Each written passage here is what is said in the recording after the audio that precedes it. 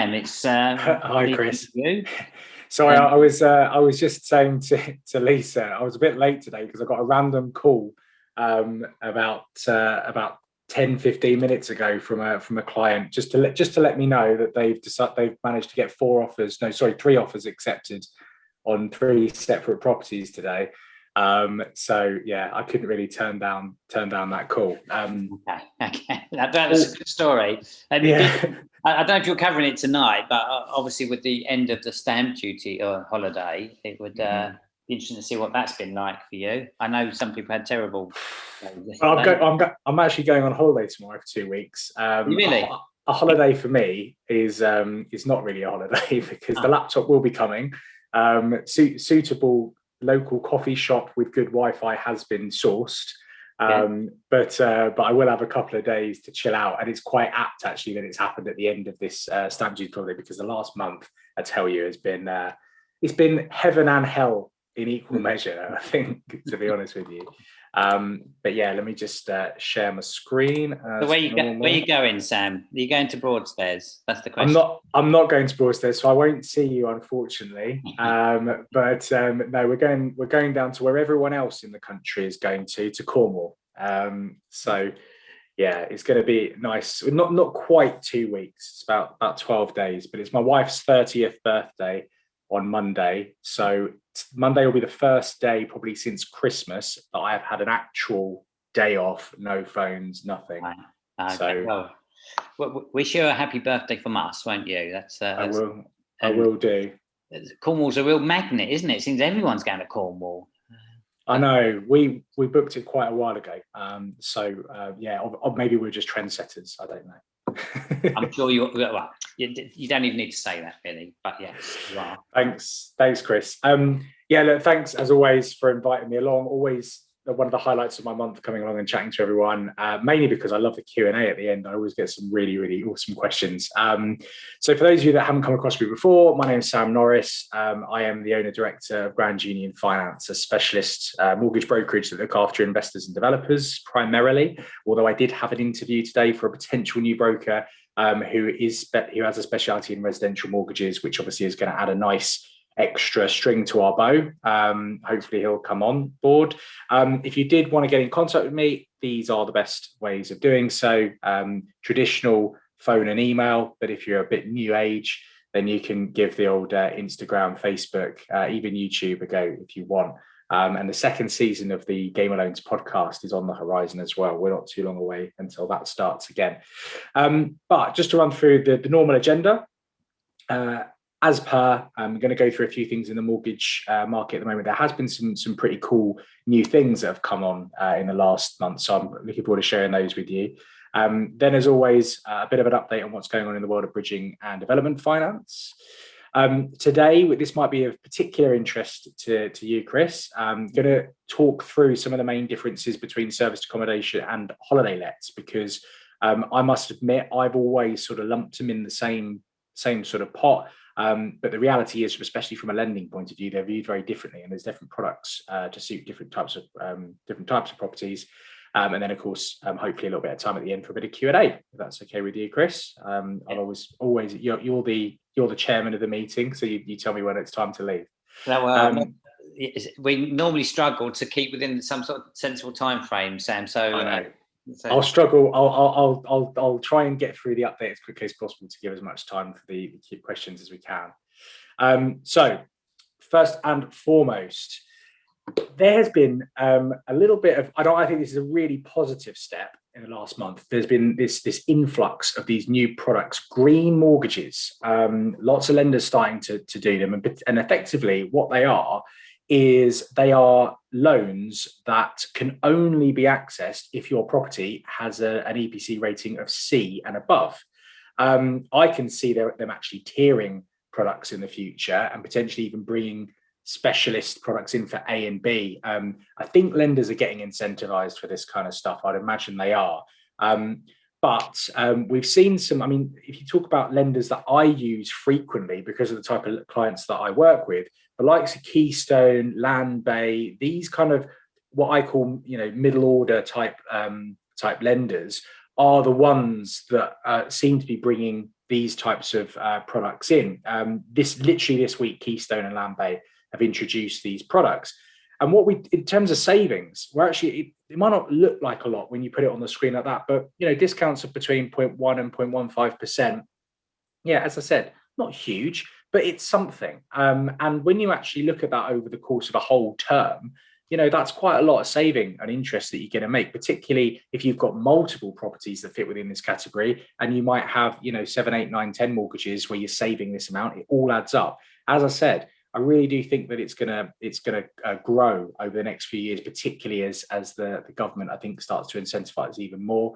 And the good thing is these aren't pigeonholed into just one type of product. We've got not just for buy to let, but for HMO as well, and whether you're owning in personal or limited company. So quite a few options.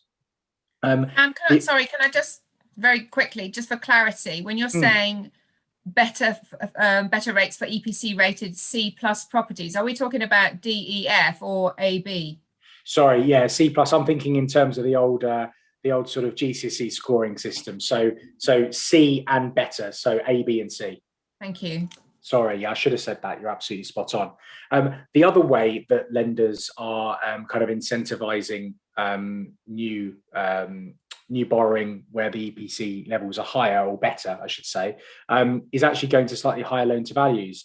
TMW, the Mortgage Works, another lender that I use quite a lot, have actually brought in a new offering at 80% for buy-to-let mortgages, but they're only available for green homes, as they're called.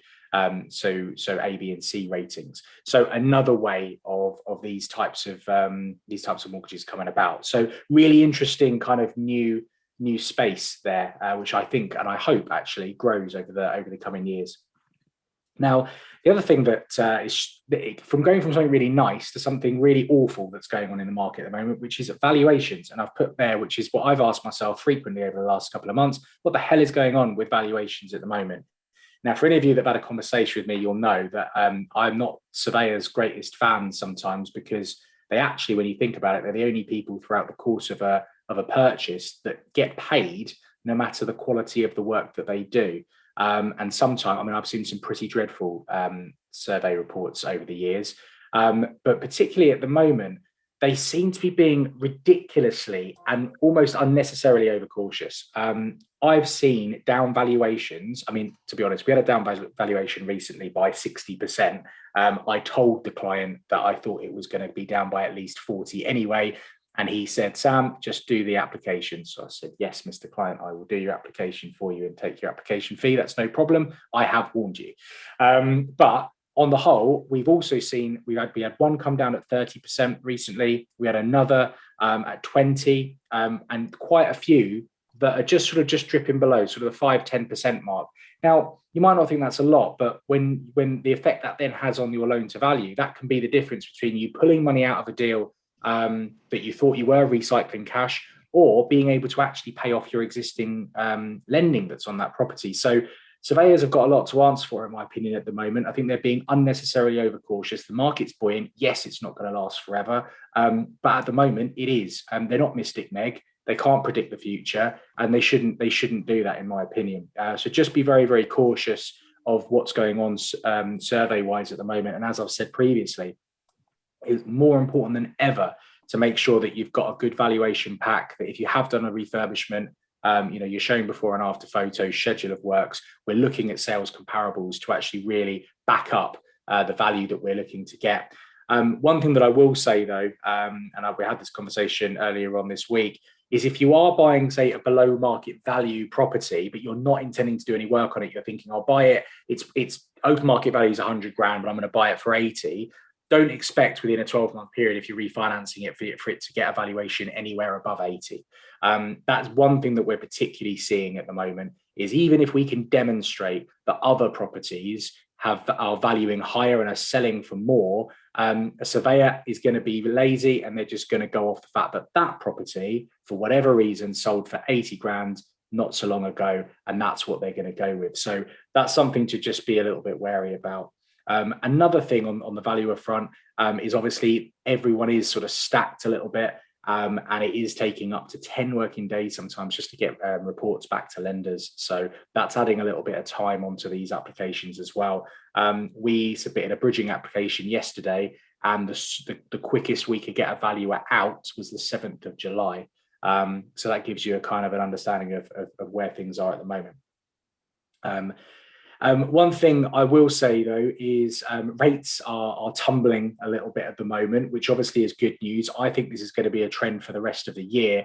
We've had a particular push over the last 2 weeks. I think what lenders are doing is they're seeing the fact that mortgage levels might decline a little bit as a result of the end of the stamp duty holiday, and they're refilling their pipelines essentially. So yeah, last 2 to 3 weeks, a lot of emails from lenders talking to us about rate reductions, which is really good. In fact, the cheapest limited company 5-year fixed rate for a buy-to-let at the moment is only 3.09%, historically pretty low. I tend to tell clients, when we're looking at indicatives, to look more around the 3.3 to 3.5% mark for limited company buy-to-lets at five years. So yeah, that's obviously quite an improvement. I'm waiting on the one that goes below 3%. I don't think it's far off. I could definitely see that happening by the end of the year. So onto the world of bridging and development then. As you can imagine, last couple of months have been absolutely mega for bridging lenders. They've been inundated.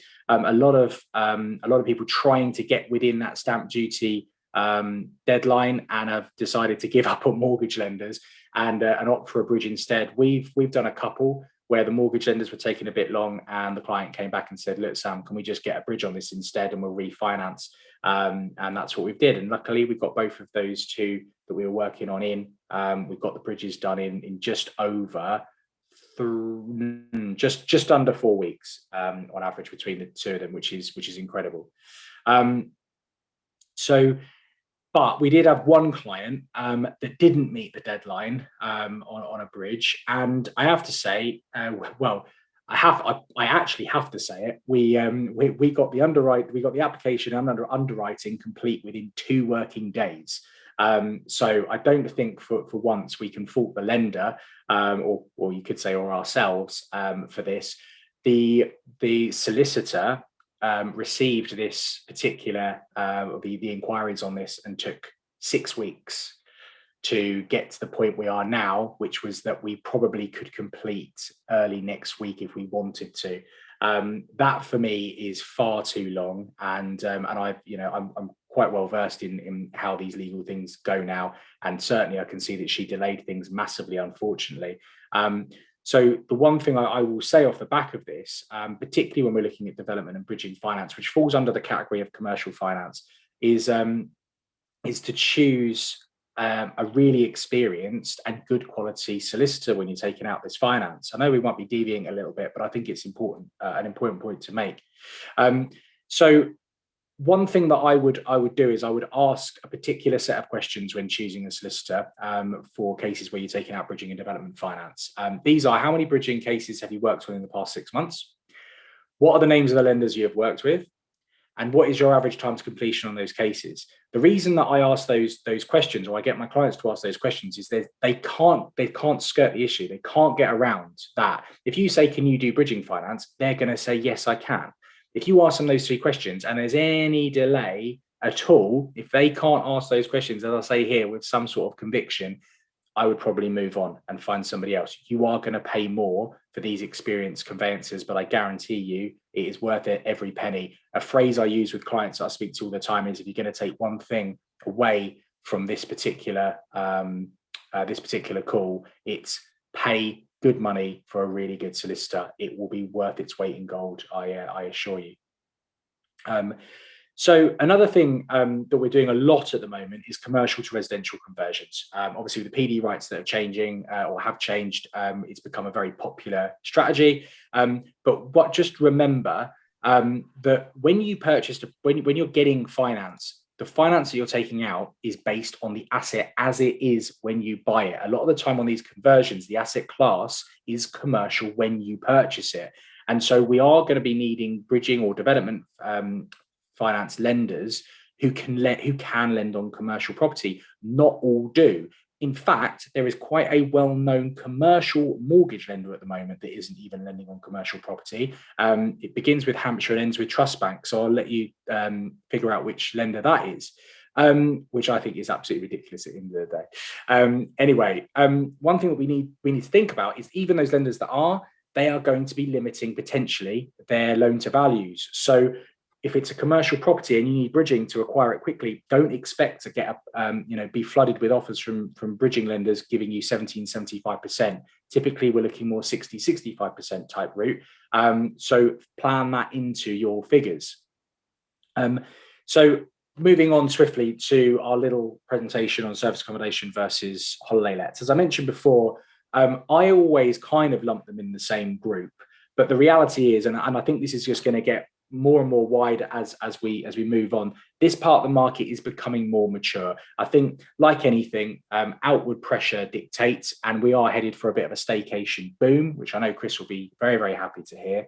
And as a result, lenders are finally listening to me and realizing that this is a part of the market they can really make good use on. We've seen lots of new products coming into the market from various different lenders recently, which is fantastic. So what is actually the difference, in my opinion? And actually, this might be something that Chris and Lisa could chime in with afterwards and give their opinion on this as well. So from a lending point of view, holiday let, traditional kind of holiday homes, holiday destinations, those sorts of things, and typically, which has deviated from traditional buy-to-let mortgages, you've been allowed to actually stay in those properties for small periods of the year if you want to, which is always nice. If you buy a really lovely holiday home, you want to make use of it yourself, don't you? Service accommodation, typically in my mind, when I think of service accommodation, I'm thinking of sort of blocks of serviced apartments in cities, where maybe you might be going to visit a city or something like that, or you might be relocated for work, and so you just need sort of a 2-month contract or something like that. That hasn't fitted into that traditional holiday let sort of market, and that's where lenders have really struggled, because traditionally that's where this short-term lending has been. So in terms of financing these, it can be a little bit different. Holiday lets tend to have their own product range. So we've seen recently, I've mentioned their Keystone again, have come into the market, releasing a brand new range of products this week. Before that, Interbay, a really good commercial lender, came up with a brand new product, a couple of products, I should say. And from discussions I'm having with a few different lenders, I think there's more to come on that front, which is really, really great. As I think I've mentioned before, typically these sorts of loans are limited to 70%. They're deemed to be slightly higher risk, especially with the seasonal income. So lenders de-risk by lowering loan to value. Service accommodation, a lot of this tends to be a little bit more criteria based. Are lenders happy with you? It seems to be the method in which you are advertising your property. Are you using Airbnb? Are you using Booking.com? If you say these kind of terms and phrases to lenders, a lot of them get a bit upset. I'm not really sure why, but they're more seen from a lender's point of view as you're running a business, and so typically where you're going to have better access to lending for this is with commercial lenders who can lend based on the income of a well-run business, essentially. They sometimes look at the EBITDA and stuff like that to work things out, which leads me on to how are they valued.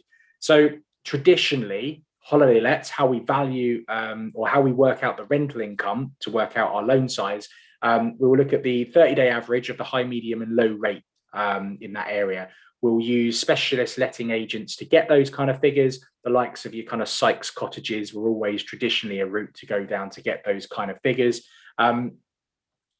They will, before I go on to this next bit, there's some lenders will look at the standard sort of AST income for holiday lets as well, but more on the service accommodation side. There are some lenders who like to keep things simple, and they'll basically look at an apartment or a house or something that you're going to be renting out for service accommodation, say, what would that rent for on a standard AST? If that rental income works within their rental calculator, happy days. The likes of Foundation are a good source of lender that does works out on a standard AST income. Commercial lenders, as I sort of said before, they will look for properties that have a track record, and then they can start looking at the turnover of that business and work out a value based on that. Obviously, you're going to be looking at slightly more in terms of the rate if you go down the commercial route, but sometimes it's worth its weight in gold if you're able to release more cash and move funds onto your next project, so to speak. So that's kind of a very, very simple overview of the difference between the two. But actually, Chris, it would be lovely to get your input on that, because I know obviously this is your specialist subject. You've been Magnus Magnusson, or what's his name, John Humphreys. I think I prefer Magnusson, actually. Oh, yeah. Too, yeah. Well, I mean, I could probably talk about this for hours, but I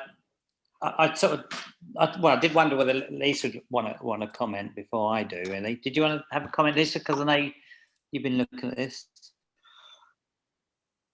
Lisa. Hold on. I've got to unmute. It takes me a while to work out what I'm doing.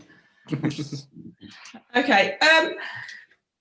So what you're saying is that serviced accommodation is basically it's determined by where you advertise. To a degree, and also the asset class as well. So I'll give you an example. So I was if you're looking at some properties, and actually Uwa is on the call, we were discussing this earlier in the week. If an asset class is commercial, so it might be a C1 hotel, B&B, then lenders will view that more and in terms of it being a business. Because if you were to get commercial lending on a hotel, for example, it's actually quite hard to get funding on a brand new hotel, because the value in a hotel is how well it's run as a business. So if you look at it from the same perspective as say, for example, you've got a block. I know there's a massive one in central Birmingham, a huge serviced accommodation block. A lender would look at what the overall income was going to be on that block, but it's kind of a bit chicken and egg. You can't necessarily predict that kind of income, unfortunately. So a lot of these lenders, when you're looking at those types of operations, will require 1 to 2 years worth of sort of trading accounts to see that kind of income, and then they'll use that to determine a value and ultimately how much they're willing to lend.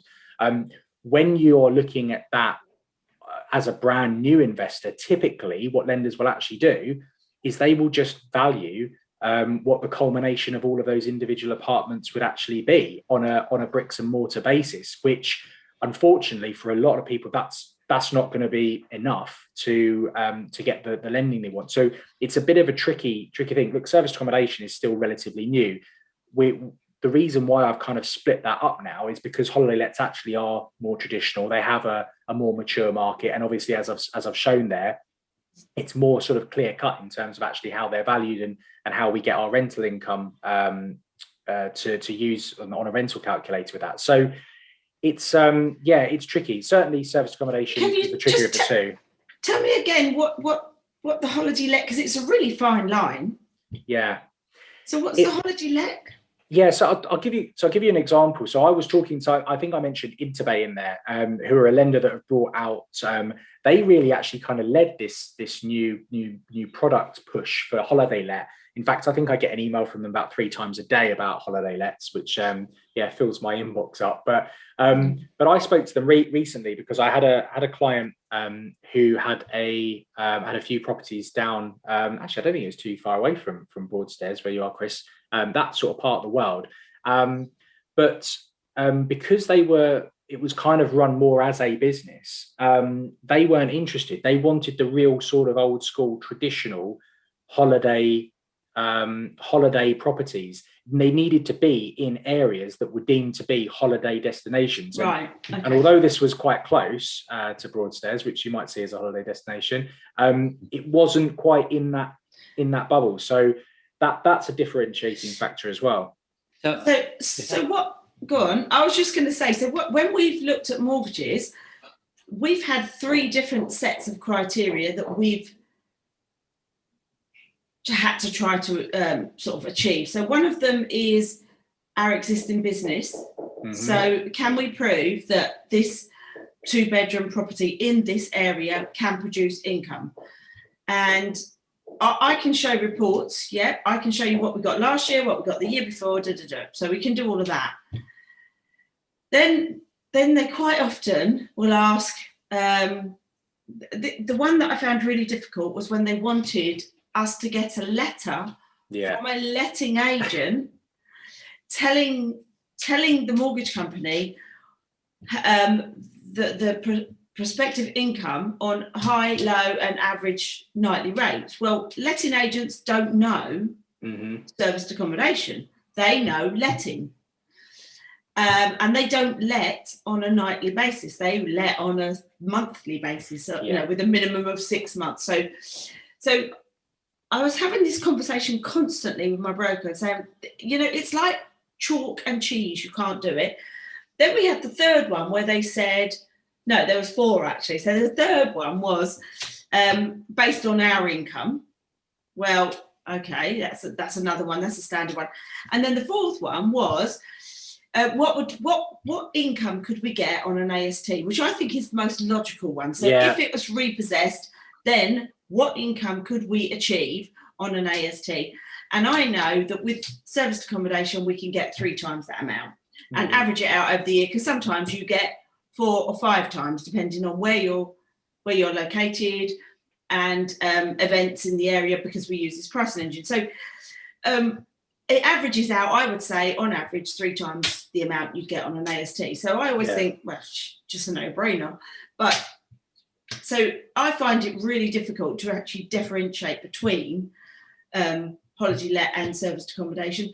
Plus, some of these companies that consider themselves holiday let companies, they won't allow you to advertise with anyone else. So one of the biggest things for us is that we can advertise on various platforms. And they won't let you use the property yourself as well. And I think they're too really restrictive. If that's what a holiday let is, I'm not interested anyway. Yeah. But... Do you know what? I've going slightly off topic. I've thought for quite some time now, if I was the owner of Booking.com or Airbnb, I'd be getting in touch with lenders that lend on this basis. And I'd go, right, guys, you want to lend on properties that we advertise. We're going to set up a specialist surveyor that you can use, that we will value based on the data. Because think about the data that Booking.com or Airbnb have got. They've got better data than anyone in the country. Or to even allow access to that for a certain number of surveyors, I think would revolutionise things. I think I agree with you, but what I would say is Booking.com are crap. Oh yeah. But saying that, we get probably 90% of our bookings through Booking.com. It's getting better with Airbnb because they've changed their commission rates, so the guest doesn't pay commission now, just in case anyone wants to go on holiday. But they're all about they're not about the host. They're not interested in us really. They're all about the guests. The guest is the priority. They're on a pedestal. So from that point of view, I think you need to think, whilst, yes, it's good, I don't think they're organised enough. So today, I've been trying to contact Booking.com. When they don't want to talk to me, they hang up. Then maybe a couple of hours later, because this happened 3 times. So then maybe a little bit later, someone will call me. And I always say to them, don't call my 0800 number because it's an answer service. You need to call my mobile. And they call the 0800. They're just rubbish. They're rubbish. They're too spread too thin. Okay. So yeah, I agree with you that. Sorry, I'm just turning my light on. Chris has told me I'm in the dark. There you go. You are a little bit in the dark, and we want you to shine. So, just very quickly, what I would say is that you what you said was sort of service comment. These are my very brief notes. SA is sort of city. It's for work based on AST income, like an asset class. Holiday lets are more location based. You're using people like Sykes to get an example of income. Mm-hmm. Now, so if I used Ramsgate as an example, right, we've got 2 2-bed apartments there. 1 week they could have families in because it's a holiday resort. The next week it could be workers because there's a big wind farm and there's they're doing contractors for builders and all the rest of it. I don't think it's easy to do that. And I'd also say that I know you talked about holiday locations. I mean, people go for holidays in all sorts of locations. I mean, they even go to Cornwall, Sam.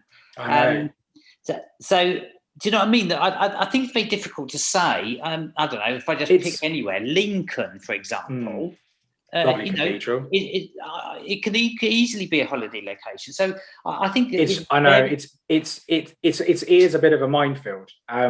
It actually took me quite a long time when I was putting that slide together to really kind of think about this difference in criteria. I think for me personally, I actually think that some of these lenders, and I've been open and honest with them, the Interbays of this world, I think they've actually sort of missed the point of when they're releasing these holiday let mortgages, and they are very traditional. Back in the day, it was Leeds Building Society, that they kind of started this trend of having this very particular holiday let proposition. The new sort of wave of lenders, I think they've actually kind of missed the point of this insofar as the traditional old school holiday let is not what it once was. The method of valuing is not going to be as simple as it once was. And actually, they're trying to cater to a slightly more mass market now. They're actually looking at real proper investors. Back in the day, it would be Uncle Tim who's got that whatever down in Devon, and he rents it out to some families every now and again. Oh, what kind of mortgage does he need? I'll go to Leeds Building Society; they'll sort you out.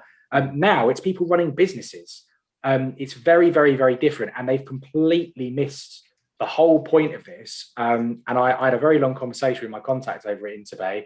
And actually, I'm trying to so Interbay are part of the One Savings Bank group. So Kent Reliance are in there as well. And Adrian Maloney, who runs their entire, I think he's even a part owner in the entire business now, but he's kind of the overall director of everything. I'm trying to get him to come on the podcast. And one of the things I want to talk to him about is how Interbay have completely missed the point of what they're trying to do. Because when I was saying earlier about this particular client, I was trying to fit them potentially with Interbay, and they were basically telling me, no, you're trying to fit a square peg into a circular hole here. And I'm thinking, no, you just haven't carved out the right shaped hole, pal. And that's what it was. That's the problem we've got at the moment. Well, if they want to talk to somebody who's on the cold face, then either myself or Lisa would be happy to help. I'm sure they would love it and hate it in equal measure. Well, the offer's there. I was just going to open it up to everybody else as well. So any questions? It doesn't have to be about SA versus holiday. It could be about anything else that Sam was talking about. I was just really sort of going to reiterate on the service accommodation. Surely the old school holiday let market has pretty much disappeared, unless people are completely stupid and have their property sitting there not earning them any money. The fact that it's so easy to list something on something like Airbnb means that we've moved away from the whole traditional holiday let market into I still know people that are doing it, Melinda. I still know people that are doing it. They've got it on with a local agent, and you talk to them about. And whilst you say yes, it is easy to advertise it on Airbnb, it's very difficult if you want to go on more channels. So then you have to be a bit more professional, and you have to have a channel manager, and you have to go down that route. So I've got a friend who's got a beautiful place in Walberswick, and she just goes to the local agent, and I said, but how often are you booked out? And she was like, oh, it's all repeat bookers, it's people we know. And so basically she probably hasn't got a mortgage on it, it's pin money for her. I think that goes to the point of, and it goes to what Sam was saying as well, in terms of it's very difficult to just pick up data from, say, booking.com, because you have people who are sort of doing it, well, I think what Lisa does it well, but I would say that anyway. To people, I was talking to a builder only a couple of weeks ago who's got something in Ramsgate and is not getting any bookings at all, and he sort of wants us to take it on. So it's not all that easy. I mean, he's had a lot of voids. He's hardly had any bookings at all. So you need to do it properly. It's not as easy as, it's not easy, actual fact. Chris has got to come home tonight because we're booked out everywhere. Tomorrow night, sorry. So, sorry, any questions for anybody else? Because that was a good, lots of good content there, Sam. Thank you. Anybody else? Yeah, Manik? Yeah, thanks, Chris. Thanks for letting me in. Yeah, nice meeting you, everyone. Yeah. I'm just starting. I used to do the BRR things, but I'm starting to do SA service accommodation now in Milton. I'm based in Milton Keynes. It may be a very dumb question to No Chris, such thing. myself, and Sam. Is there any difference if I want to go for flats or houses for service accommodation? I'm not talking about, in lending point of view, from lender's point of view, if you go, because flats are leased, right? So would there be any difference in getting any mortgage just because it's a flat?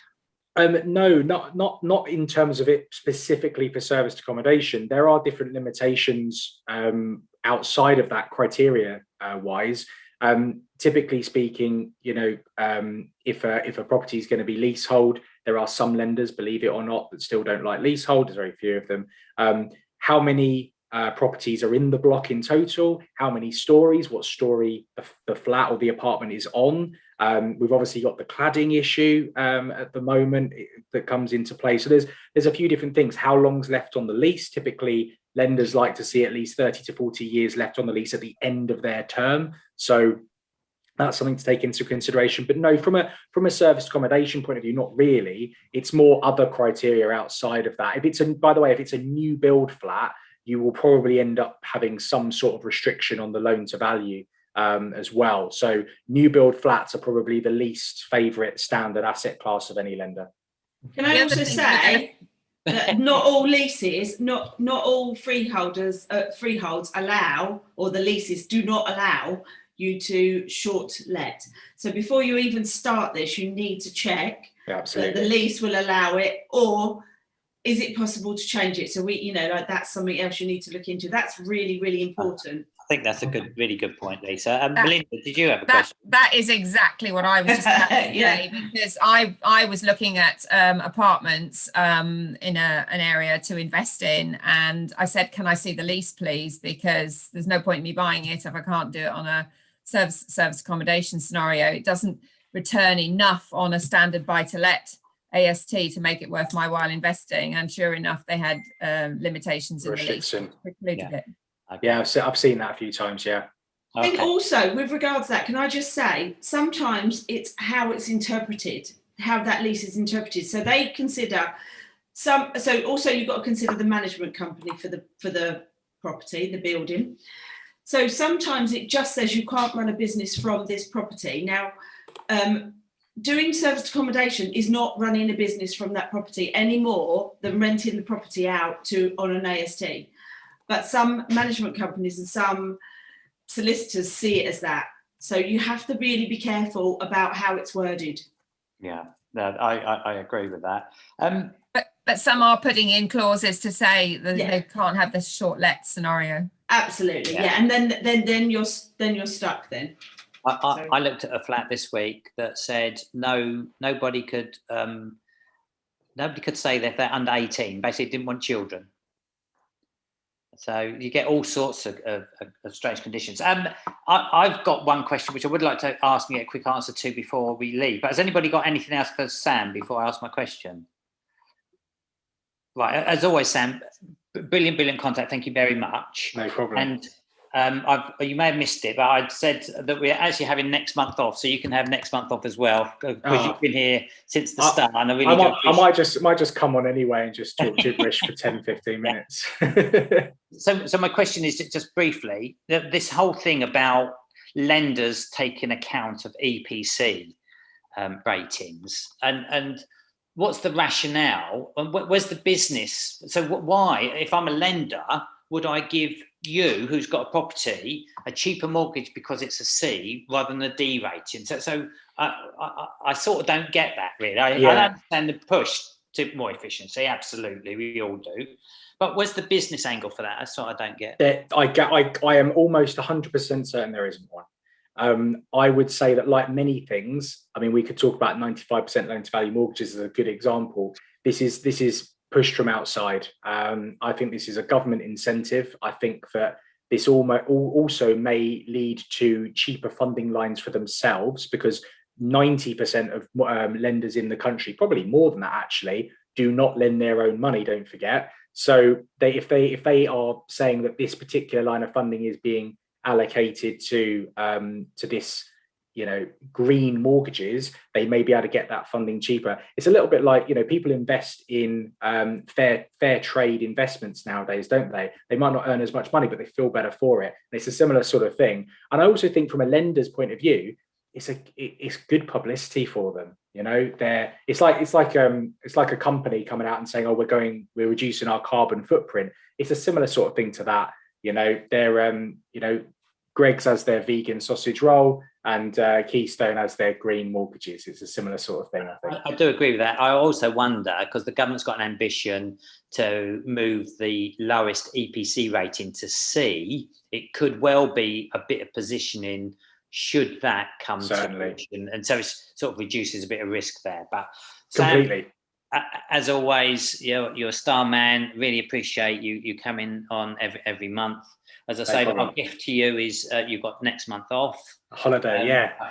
But yeah, and then September we may well have a physical meeting, but let's see what the COVID offers us. I want to move. Thanks again, Sam. No problem at all, guys. Thanks.